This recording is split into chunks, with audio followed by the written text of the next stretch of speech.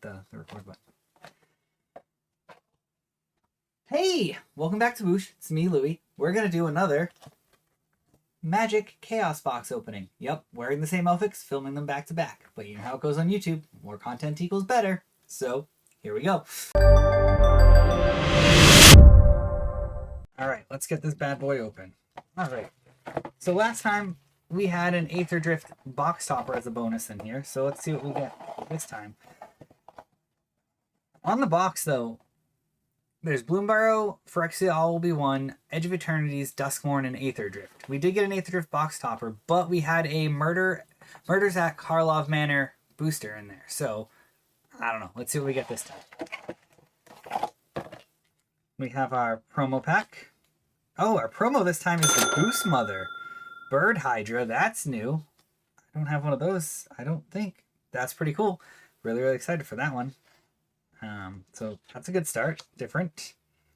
And this time we have a Duskmourn, a Bloomburrow, an Edge of Eternities, oh, a Foundations, and an Aether Drift. So no Phyrexia All Will Be One, which I was kind of hoping we would get another one. Kind of really secretly love that set. Aether Drift, which is the first pre-release event I ever went to. So that's cool to open that. But, you know what, honestly, don't really love it. So it'll be a number one pack. Really always feel bad doing this, but Duskmourn is probably going to be our number two. Not a bad set, just don't love it as much as like Foundations. Will be three, because Foundations is slightly better than Duskmourn. Bloomburrow, which I do love as a set. I think it's one of the best Magic planes they've taken us to lately. And I'm honestly going to open Edge of Eternities last, because I'm hoping maybe we'll pull a Ancient Tomb out of this. So we'll find out. Let's get started. Just double checking. There's no box topper in there. I was hoping to get lucky twice, but that's greed. We'll take what we got. All right, let's start with Aether Drift. Maybe there's, I think it's a Chrome Mox that you can pull from here, or the Aether Spark. I don't think we'll be that lucky, but we could. You never know. Stampeding Scurryfoot, Bright Field, Midnight Mangler, Thunder Gear Gunner, Hackdoll Terror, Light Wheel Enhancements.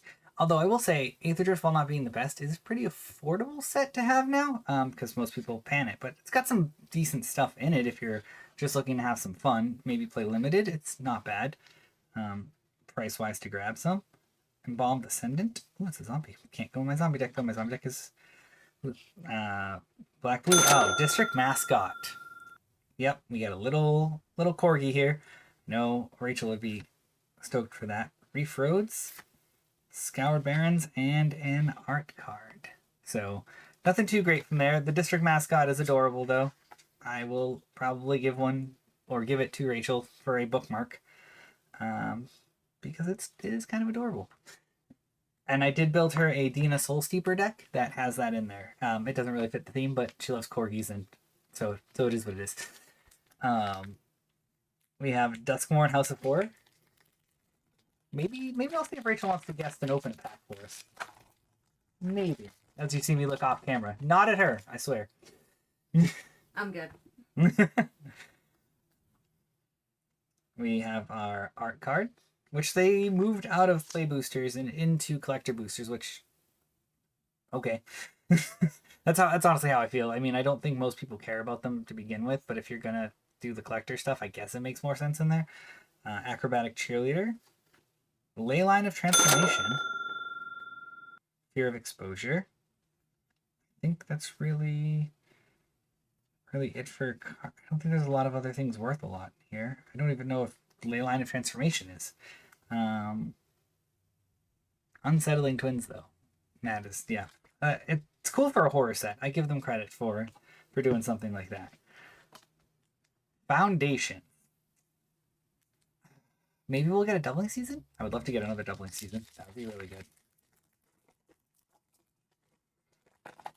They are doing Foundation's Commander decks, though, that come out in October, which is really nice. They're all single color. I think MSRP on Amazon right now is $30, so hopefully your LGS will have them for about the same price. If you haven't seen them, they're cool. There's dragons, dinosaurs, zombies, some other really cool options for the blue and white, I believe. I can't remember what they are right now, but I think white is Angels. Blue I'm blanking on right now, but that's okay.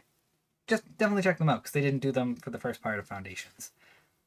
Runaway Together, Our Savior, Thrill of Possibility, Hungry Ghoul, Doom and Delete, Witness Protection, Dreadwing Scavenger, Vampire Gormand. Whenever this creature attacks, you may sacrifice another creature. If you do draw a card, and this creature can't be blocked this turn. That could be cool in Markov. Rune Sealed Wall. Swift Blade Vindicator. Double Strike, Human Soldier, Vigilance, Trample. Wow, that's a lot. That seems cool. And then we get a Tiny Bones Bauble Burglar, which is a pretty cool one. Whenever an opponent discards a card, exile it from the graveyard with a stash counter on it. During your turn, you may play cards you don't own with the stash counters on them from exile, and mana of any type can be spent to cast these spells. So that seems like a cool one. Oh, and a foil full art land. So Tiny Bones seems like he might be a pretty good hit for us. We'll find out. We're up to Bloomborough. This was the pack I was going to have Rachel open, but as we all heard, she's good. So let's open it and see what we get. Speaking of Rachel, if you watch this far into the video, she is going to be running the 2026 Chicago Marathon to raise money for the American Cancer Society.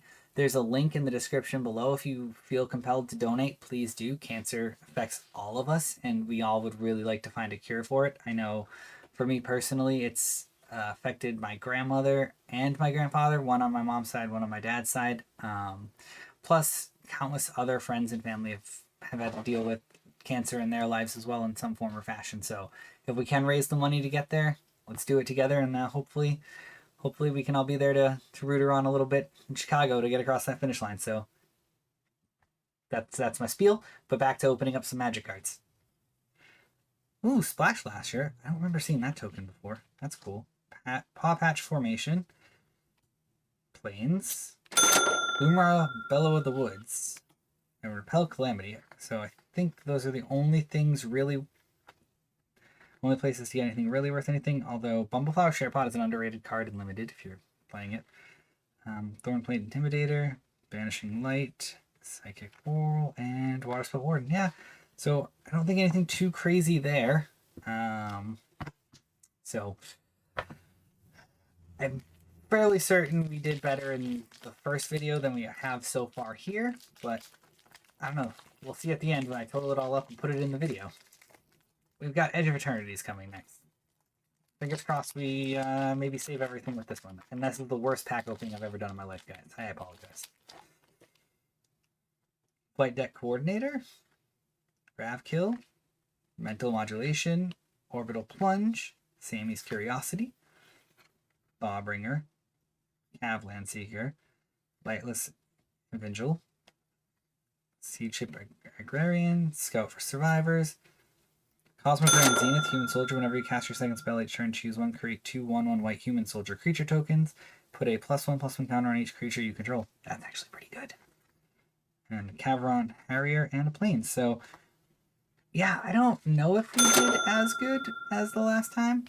It has been fun opening these, seeing if they're worth it or not. Let me know in the comments. Is it worth it?